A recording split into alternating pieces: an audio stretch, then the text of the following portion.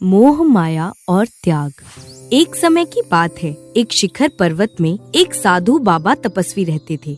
उनकी आध्यात्मिक शक्तियों का ज्ञान गांव के लोगों के बीच पहुंच गया, जिसके चलते गांव के सभी लोग साधु बाबा की बातें करने लगे। और जिसमें से एक व्यक्ति साधु बाबा के बारे में बताते हुए कहता है, साधु बाबा के पास हर दुख से निपटने का समाधान है।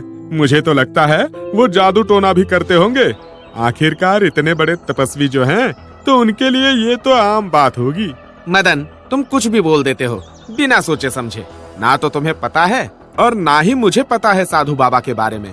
हमें ज्यादा कुछ जानकारी नहीं है, जिस वजह से हम किसी से कुछ नहीं बोल सकते हैं। और ये सब बातें तुमने मेरे सामने तो बोल दी हैं, लेकिन किसी और गांव वाले के सामने मत बोलना, वरना वो लोग तुम्हें गलत समझ बैठेंगे। क्योंकि गांव के ज्यादातर लोग साधु बाबा पर बहुत भरोसा करते हैं। गोपाल की बात सुनकर मदन उसे चिढ़ते हुए कहता है, गोपाल, अगर मैं तुमसे कुछ भी बोलूं, तो तुम्हें हर बार गलत ही क्यों लगता हूं मैं? लेकिन देखना, मैं इस साधु बाबा के बारे में कोई न कोई जानकारी जरूर हासिल कर लूंगा, जिससे कि मुझे पता चले बाबा की तपस्या सच में है या फिर हमें और गांव वालों को झांसे में फंसा रहे हैं।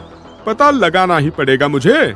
मदन की बात सुनकर गोपाल उससे कहता है, अच्छा, तो अब तुम क्या करने वाले हो? देखो मदन, मैं फिर से तुम्हें समझा रहा हूँ, ज्यादा चालाकी करना भी सेहत के लिए हानिकारक होता है, वरना उल्टा मामला तुम पर ही आकर भारी होगा। क्योंकि गांव वालों के खिलाफ आज तक कोई भी व्यक्ति नहीं गया, और खास करके वो साधु बाबा के खिलाफ तो मत ही जाना। गोपाल की बात सुनकर मदन समझ चुका था कि गोपाल उसकी कोई भी समस्या में मदद नहीं करेगा, जिसके चलते वो खुद से सोचते हुए कहता है, मुझे पता है गोपाल बहुत डरपोक है और गांव वालों से बहुत डरता है, जिसके चलते वो मेरा कभी भी साधु बाबा के खिलाफ जाने में साथ नहीं देगा।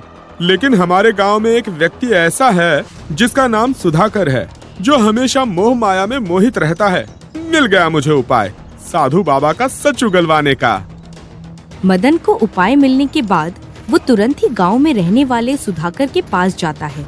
सुधाकर बहुत धनवान और निर्दय व्यक्ति था, जो हमेशा अपने धनवान होने का घमंड दिखाता था। और सुधाकर के इसी व्यवहार के चलते उसके माता पिता परेशान रहते थे। वहीं दूसरी तरफ साधु बाबा के पास एक औरत जाती है और उससे कहती है, बाबा जी, मैं बहुत उम्मीद लेकर आई हूँ। मुझे गांव के लोगों से पता चला कि आपके पास हर बीमारी का इलाज है और आप सबकी मदद करते हैं और सबकी समस्या दूर करते हैं।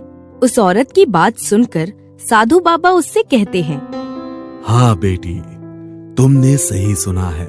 बताओ, तुम्हारी परेशानी क्या है, और तुम्हारी जो भी इच्छा है वो मैं अवश्य ही पूरी करूँगा। साधु बाबा की बात सुनकर वो औरत उसके सामने रोते हुए कहती है, बाबा जी, मेरा 10 साल का बेटा है, जिसकी आँखों की रोशनी हमेशा के लिए जा चुकी है और इस वजह से उसे कुछ नहीं दिखाई देता है। और मोहल्ले के बच्चे उसे चिढ़ाते हुए अंधा अंधा कहते हैं, जिसके चलते वो मुझे हर दिन कहता है कि माँ, मैं मर क्यों नहीं गया? मुझे ऐसी जिंदगी नहीं चाहिए जिसे मैं अच्छी तरह जी नहीं सकता। अब आप ही बताइए बाबा जी, मैं गरीब औरत कहाँ जाऊंगी अपने बेटे को लेकर? उस औरत की बात सुनकर साधु बाबा उसे समझाते हुए कहते हैं, नहीं बेटी, तुम रो मत। मैं अवश्य ही तुम्हारे बेटे का अंधापन दूर कर दूंगा, जिसके चलते वो उसकी आगे की जिंदगी देख पाएगा और फिर से नए जीवन की शुरुआत करेगा। हाँ बेटी, तुम्हारा बेटा जल्द ही ठीक हो जाएगा, मैं तुम्हें वचन देता हूँ। साधु बाबा की बात सुनकर वो औरत बहुत खुश हो जाती है, जिसके चलते वो साधु बाबा से कहती है, बाबा जी, मैं धन्य हो गई आपका आशीर्वाद पाकर। मुझे अभी भी यकीन नहीं हो रहा है कि मैं आपके सामने खड़ी हूँ और आप मेरी इच्छा पूरी कर रहे हो। ऐसा लग रहा है कि मैं कोई जादुई नगरी में हूँ, जहाँ जो भी इच्छा मांगू वो सारी इच्छा पूरी हो जाएगी। गांव वालों ने सही कहा था आपके बारे में बाबा जी। उस औरत की बात सुनकर साधु बाबा उसे एक जल देते हुए कहते हैं, नहीं बेटी, ये सब भगवान की लीला है, जिसके चलते मैं तुम्हारी हर इच्छा पूरी तो नहीं, लेकिन जो मेरे बस में होगा वही इच्छा मैं पूरी कर सकता हूँ। यदि तुम कुछ मांगना ही चाहती हो तो भगवान से मांगो। मैं तो सिर्फ एक जरिया हूं। जितनी मुझसे मदद हो पाती है मैं उतनी सबकी मदद कर देता हूं। बेटी, ये लो, ये जल तंत्र मंत्र से पढ़ा हुआ है, जिसकी शक्ति से तुम्हारे बेटे की आंखों की रोशनी आ जाएगी। और इस जल को रात के समय आंखों में 2 बूंद डालना है और लगातार 8 दिन तक सोने से पहले आंखों में डालते रहना है। और हाँ, 9वें दिन में इस जल को साधारण जल में मिला देना है। जैसे ही तुम इसे मिला दोगी उसी वक्त तुम्हारे बेटे की आंखों की रोशनी वापस आ जाएगी। साधु बाबा की बताई गई बातें सुनकर वो औरत वही करती है जो उसे कहा जाता है। वहीं दूसरी तरफ सुधाकर के पिता अशोक परेशान होते हुए उसकी माँ से कहते हैं, सारी गलती हमारी ही है, जो हमने इकलौता बेटा होने के कारण उसे इतना प्यार दिया और उसे जीवन में कोई भी कठिनाइयों का सामना न करना पड़े, इसलिए उसकी हर इच्छा पूरी की। जी, आपने बिल्कुल सही कहा। जब से ये हवेली उसके नाम हुई है, तभी से उसकी इस हवेली के प्रति मोह माया अधिक बढ़ गई है, क्योंकि यहाँ उसे ऐशो आराम जो मिलता है उसे वो कभी छोड़ना नहीं चाहता है। दोनों पति पत्नी आपस में बात कर ही रहे थे कि तभी वहाँ पर मदन आ जाता है और वो उन्हें समझाते हुए सुधाकर के बारे में कहता है, मुझे पता है आप दोनों सुधाकर को लेकर परेशान हो, क्योंकि आपके बुजुर्गों की जो जमीन जायदाद थी उसे आपने सुधाकर के नाम कर दिया है, जिसके चलते वो उस हवेली में इतना मगन हो गया है कि उसे बाहर की दुनिया में क्या हो रहा है उससे कोई मतलब ही नहीं है। अगर आपकी अनुमति हो तो मैं उसे इस मोह माया की समस्या से बाहर निकलवाने में मदद कर सकता हूँ। मदन, तुम्हें क्या लगता है हमने कोशिश नहीं की? दुनिया का हर इलाज करके देखा, लेकिन उस पर कोई भी असर नहीं हुआ, जिस वजह से अब हम हार मान चुके हैं। अशोक की बात सुनकर मदन समझ चुका था, जिसके चलते मदन मन ही मन सोचते हुए खुद से कहता है, मौका अच्छा है, सुधाकर को मोह माया से निकालने में उसके पिता से कुछ खर्चा निकलवा लूंगा और मुझे वो साधु बाबा का सच भी पता चल जाएगा। मेरे तो एक साथ 2 काम हो जाएंगे। मदन मन में सोच ही रहा था कि तभी सुधाकर की माँ उसकी फिक्र करते हुए मदन से कहती है, मदन, तुम्हें जो चाहिए वो सब हम तुम्हें देंगे, लेकिन तुम हमारे बेटे को ठीक कर दो ताकि वो बाहर की दुनिया और खुद की जिम्मेदारी अच्छे से निभा सके। इस काबिल बनने में उसकी सहायता करो। सरिता की बात सुनकर मदन को खुशी होती है, जिसके चलते वो सुधाकर के पास जाता है और उससे कहता है, सुधाकर, चलो हम कहीं बाहर घूमने चलते हैं। तुम्हें पता है बाहर की जिंदगी बहुत अच्छी है। मदन की बात सुनकर सुधाकर उससे कहता है, मुझे पता था मेरे माता पिता मुझे कभी सुख शांति से रहने ही नहीं देंगे। पता नहीं उन्हें मेरे इस हवेली में रहने से क्या दिक्कत है। अब पता नहीं तुम्हें यहाँ क्यों भेजा होगा। मैं कितनी बार बता चुका हूँ कि मुझे बाहर नहीं जाना है। मुझे बहुत अच्छा लगता है इस हवेली में रहना। आखिरकार ऐसी क्या खासियत है इस हवेली में जो तुम्हें यहाँ से कहीं और जाने की इच्छा ही नहीं होती है? मदन की बात सुनकर सुधाकर उसकी तरफ हंसते हुए उससे कहता है, तुम्हें सच में जानना है कि मुझे इस हवेली से इतना लगाव क्यों है? तो फिर सुनो, इस हवेली में सुख शांति और बहुत सारे नौकर हैं जो मेरी दिन रात सेवा करते हैं और मुझे ना तो किसी की फिक्र है और ना ही कहीं जाकर मेहनत मजदूरी करनी है। इन सब चीजों से मैं बहुत दूर हूँ, जिसके चलते मुझे इस हवेली में बहुत सुकून मिलता है, क्योंकि यहाँ पर कोई जिम्मेदारी नहीं है मुझ पर। सब मेरी मर्जी के मुताबिक होता है। जो मैं चाहूँ वो कर सकता हूँ। सुधाकर ने तो पूरी जिंदगी यही बिताने का सोचा है, लेकिन मुझे कैसे भी करके सुधाकर को यहाँ से निकालना ही होगा और वो साधु बाबा के पास ले जाना होगा, ताकि वो सुधाकर को किस तरह ठीक करते हैं, यही देखना है मुझे।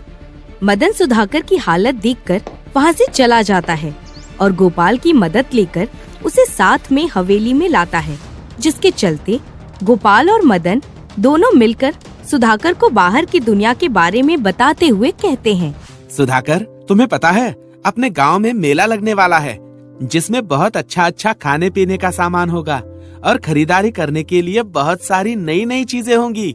और ये मेला हर साल लगता है, हमें तो बहुत मजा आता है। बल्कि मेले के अंदर अलग अलग तरह के खेल भी दिखाते हैं। क्या तुम हमारे साथ चलोगे इस बार? गोपाल की बात सुनकर सुधाकर को इतना फर्क नहीं पड़ता, क्योंकि वो बचपन से लेकर बड़े होने तक उसी हवेली में रहा है, जिसके चलते उसे बाहर की दुनिया से कोई मतलब नहीं था। जिस वजह से मदन गोपाल से कहता है, गोपाल, हमें कैसे भी करके सुधाकर को बाहर निकालना ही होगा और कोई ना कोई बहाना बनाकर साधु बाबा के पास लेकर जाना होगा। इसका इलाज वही कर सकते हैं। मदन की बात सुनकर गोपाल उससे गुस्से से कहता है, अच्छा, तो अब समझा मैं तुम्हारी चालाकी। तुम अभी तक शक कर रहे हो साधु बाबा पर। ठीक है, अच्छी बात है। मैं तुम्हारी मदद जरूर करूंगा, ताकि तुम्हें पता चले कि हर साधु एक जैसा नहीं होता है। और सुधाकर की हालत देखकर मैं यही चाहता हूँ कि वो जल्द से जल्द ठीक हो जाए। गोपाल और मदन दोनों ही सुधाकर का दिल बहलाने की कोशिश कर रहे थे, जिसके चलते वो हर दिन सुधाकर के पास जाया करते और बाहर की चीजें बताया करते। इसी तरह कुछ दिन बीत जाते हैं और 3 दिन तक गोपाल और मदन हवेली नहीं जाते हैं, जिसके चलते सुधाकर खुद से कहता है, आज चौथा दिन निकल चुका है, अभी तक गोपाल और मदन क्यों नहीं आए? क्या कारण हो सकता है? मैं बाहर नहीं जा सकता, क्योंकि अगर मैं बाहर गया तो मैं दोबारा इस हवेली में नहीं आ पाऊंगा और मुझे यह हवेली जान से भी प्यारी है। सुधाकर की बेचैनी बढ़ रही थी। वहीं दूसरी तरफ मदन साधु बाबा के बारे में अशोक को बताता है, जिसके चलते अशोक सुधाकर को अपने साथ लेकर साधु बाबा के पास जाता है और उन्हें सुधाकर की सारी हकीकत बताता है, जिसके चलते सुधाकर ने उनसे जीवन के रहस्य का ज्ञान प्राप्त करना चाहा। बाबा ने सुधाकर को त्याग, मोह और माया के विषय में शिक्षा देने का निश्चय किया। वो उसे ध्यान मुद्रा में बैठाते हैं और फिर उससे कहते हैं, बेटा, त्याग का मतलब है अपनी आत्मा को प्राथमिकता देना और भौतिक बंधनों से मुक्त होना। सुधाकर को कुछ दिन वहाँ रहकर अच्छा लगने लगता है। उसने बाबा की बातों को मन में बैठा लिया और उसने अपने अच्छे विचारों के साथ गांव की सेवा करने का निर्णय लिया, जिसके चलते उसने अपनी सारी धन संपत्ति और सुख शांति को त्याग दिया और आत्मा की खोज में लग गया। वहीं दूसरी तरफ अशोक को सुधाकर में बदलाव देखकर खुशी हो रही थी, जिसके चलते वो खुश होकर साधु बाबा के पास जाता है और उनसे कहता है, बाबा जी, आपका बहुत बहुत धन्यवाद, जो आपने मेरे बेटे को इस काबिल बनाया कि वो बाहर की दुनिया और भी अच्छे से समझ सके और अपनी जिम्मेदारी खुद ही उठा सके। उसे देखकर मुझे बहुत खुशी हुई, जिसके चलते मैं आपके लिए कुछ उपहार लेकर आया हूँ। यदि आपकी अनुमति हो तो मैं आपको उपहार दे सकता हूँ। अशोक की बात सुनकर साधु बाबा उसे प्रेम से समझाते हुए कहते हैं, नहीं अशोक, मैं तुम्हारा ये उपहार स्वीकार नहीं कर सकता। यदि तुम उपहार देना ही चाहते हो तो गरीबों में दो, जो तुम्हारे लिए भगवान से प्रार्थना करेंगे, क्योंकि इस उपहार से उनकी अधिक से अधिक जरूरतें पूरी हो सकती हैं और मेरा काम ही यही है कि मैं हर मुश्किल और दिक्कतों का समाधान कर सकूं। साधु बाबा की बात सुनकर अशोक वही करता है जो साधु बाबा ने उसे कहा था। वो खुशी से सारा सोना और जरूरत की चीजें गरीबों में बांट देता है। वहीं दूसरी तरफ मदन को भी तपस्वी साधु बाबा पर यकीन हो जाता है, जिसके चलते वो साधु बाबा से कहता है, बाबा जी, मुझे मेरी गलतियों का पश्चाताप करना है और मैं चाहता हूँ कि मैं हमेशा आपके पास रहूं, आपका सेवक बनकर। मुझे एक मौका दे दीजिए अपनी गलती सुधारने का। मदन के बहुत अनुरोध करने के बाद साधु बाबा ने उसे अपने साथ रखा। वहीं दूसरी ओर कुछ समय बाद सुधाकर की आत्मा को शांति का अनुभव हुआ। उसने त्याग के माध्यम से खुद को मोह और माया से मुक्त कर दिया और उसने एक उज्जवल आत्मा के साथ सच्चे सुख की प्राप्ति की, जिसके चलते वो सभी को त्याग और साधना की महत्वपूर्णता सिखाता रहता है। कहानी से सीख। हमें इस कहानी से ये सीख मिलती है कि मोह माया हमें ज्यादा समय तक खुशी नहीं दे सकती है। हमें कभी न कभी अपनी जिंदगी में मोह माया का त्याग करना ही पड़ता है और त्याग करने के बाद हमें अपनी जिंदगी में असली सुख और शांति की प्राप्ति होती है।